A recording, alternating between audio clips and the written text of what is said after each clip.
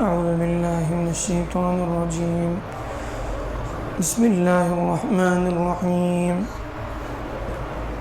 ألم تر إلى الذي حاج إبراهيم في ربه أن آتاه الله الملك إذ قال إبراهيم ربي الذي يحيي ويميت قال أنا أحيي وأميت قال إبراهيم فإن الله يأتي بالشمس من المشرق فأت بها من المغرب فبهت الذي كفر والله لا يهدي القوم الظالمين.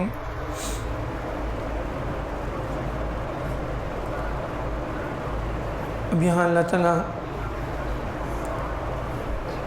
مثال بیان کر رہے ہیں. پچھلی آیت میں جیسا کہ اللہ نے فرمایا کہ جو لوگ ایمان والے ہوتے ہیں اللہ تعالیٰ ان کو ہر طرح کی تاریکیوں سے نکال کر روشنی کی طرف لاتے ہیں. اس کے مقابلے میں جو لوگ کفر کرتے ہیں اور اللہ کے علاوہ کو اپنا جو ہے کارساز بناتے ہیں, اللہ کے علاوہ پر بھروسہ کرتے ہیں, تو اللہ تعالیٰ وہ جن پر بھروسہ کرتے ہیں ان کو ہدایت کی روشنی سے نکال کر کفر کی, شرک کی, نفس کی خواہشات کی, اور پھر جو ہے جیسے جانوروں کی طرح سے ان کو جو ہے یعنی انسان کو اپنی خواہشات کا اور گناہوں کی طرف لے جاتے ہیں, یعنی ہدایت کی روشنی سے نکال کر ہر طرح کی گمراہی کی تاریکیوں کی طرف لے جاتے ہیں. تو اب یہاں پر اللہ تعالیٰ اس کی ایک گویا مثال بیان کر رہے ہیں. کیا تم نے اس واقعے پر غور نہیں کیا اس شخص کے بارے میں جس نے حضرت ابراہیم سے ان کے رب کے بارے میں جھگڑا کیا, بحث کرنے لگا, الجھنے لگا.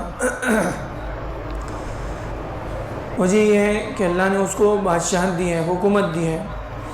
یعنی اللہ نے حضرت ابراہیم علیہ السلام کے زمانے میں ابراہیم علیہ السلام توحید کی دعوت لے کر کھڑے ہوئے, ایک اللہ کی طرف اللہ کے بندوں کو بلایا, اپنے خالق کا, مالک کا تعارف کرایا. لوگ اس وقت جو ہے بہت سارے یعنی اللہ کو چھوڑ کر دوسروں کی کبھی یعنی بہت ساری مورتیوں کی اور پتھروں کی عبادت میں لگے ہوئے تھے, اور بعض ایک طرف جو ہے دوسری طرف لوگ وقت کا جو بادشاہ تھا جس کے پاس حکومت, سلطنت, طاقت تھی, اس کو جو ہے اس کی پرستش کرتے تھے, اس کے سامنے جھکتے تھے, اس کو سب کچھ سمجھتے تھے. تو یہاں پر جو ہے حضرت ابراہیم علیہ السلام کا ایک موقع پر یعنی وقت کا بادشاہ نمرود کے ساتھ بحث ہوئی. اس کے دربار میں حضرت ابراہیم علیہ السلام کو بلایا گیا.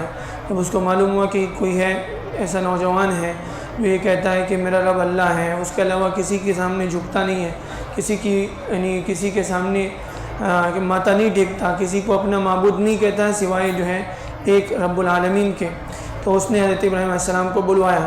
اب جب حضرت ابراہیم علیہ السلام اس کے دربار میں آئے تو اس نے سوالات کیے. اب اس سے بحث ہوئی.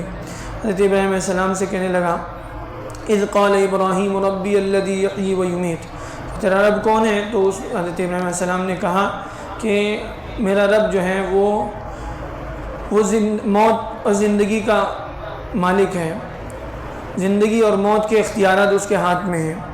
تو اب اس نے کہا قال انا احیی و امیت, کہنے لگا کہ موت اور زندگی تو میرے ہاتھ میں ہے, موت زندگی دینے والا اور موت دینے والا تو میں ہوں. اس نے اس کو جو ہے یعنی اپنی بات کو یعنی ثابت کرنے کے لیے اپنی جیل سے, اپنے قید خانے سے 2 قیدیوں کو لایا اور ایک کو قتل کر دیا اور ایک کو چھوڑ دیا. اس نے کہا دیکھو میں نے اس کو زندگی دی, اس کو موت دے دی. کہا یہ کہاں زندگی, اس نے کہاں زندگی تھی؟ نہیں, اس کی عقل جو ہے جب آدمی کفر کرتا ہے, اللہ کے علاوہ جو ہے کسی اور کو یعنی اللہ کے مقابلے پر آتا ہے, تو پھر جو ہے یعنی وہ اس کی یعنی عام فہم جس کو جو ہے کامن سینس کہتے ہیں وہ بھی ختم ہو جاتا ہے. تو یہاں دیکھیے وہی یعنی کامن سینس بھی نہیں ہے اس کے اندر. وہ کہہ رہا ہے کہ میں زندگی دیتا ہوں, موت دیتا ہوں. قال ابراہیم, اب ابراہیم علیہ السلام اس کو سمجھا رہے ہیں, ایک مثال دے رہے ہیں. قال ابراہیم فإن اللہ یأتی بالشمس من المشرق فأت بها من المغرب فبہت الذی کفر. انسان کو اللہ نے اختیارات دیے ہیں لیکن وہ اختیارات جو ہیں وہ محدود دائرے کے اندر ہیں, اس سے زیادہ اس کا بس نہیں چلتا. چاہے وہ کتنا بڑا دنیا کا جو ہے یعنی امیر سے امیر ترین انسان، کتنا بڑا بادشاہ کیوں نہ ہو، لیکن اس کے اختیارات کا دائرہ جو ہے وہ محدود ہے۔ اب حضرت ابراہیم علیہ السلام نے اس کو سمجھایا، دیکھو میرا رب وہ ہے، اللہ وہ ہے جس کو میں اپنا رب کہتا ہوں، وہ کون ہے؟ یأتی بالشمس من المشرق، وہ مشرق سے سورج کو نکالتا ہے، فأتی بہا من المغرب، اگر تم اپنے آپ کو رب کہتے ہو تو ایک کام کرو، اس سورج کو مغرب سے نکال کے دکھاؤ۔ سورج میرا رب جو ہے اس کو مشرق سے نکالتا ہے، اگر تم اپنے یعنی رب ہونے کا دعویٰ کرتے ہو تو اس کو مغرب سے نکال کے دکھاؤ۔ معلوم یعنی بالکل ظاہر سی بات ہے کہ اب جو ہے اس کے اختیارات سے باہر کی بات، وہ 2 قیدیوں پر اس کا بس چلتا تھا، اس نے کیا کیا، ایک کو مار دیا، ایک کو چھوڑ دیا، اور وہ سمجھا کہ موت اور زندگی میرے ہاتھ میں ہے۔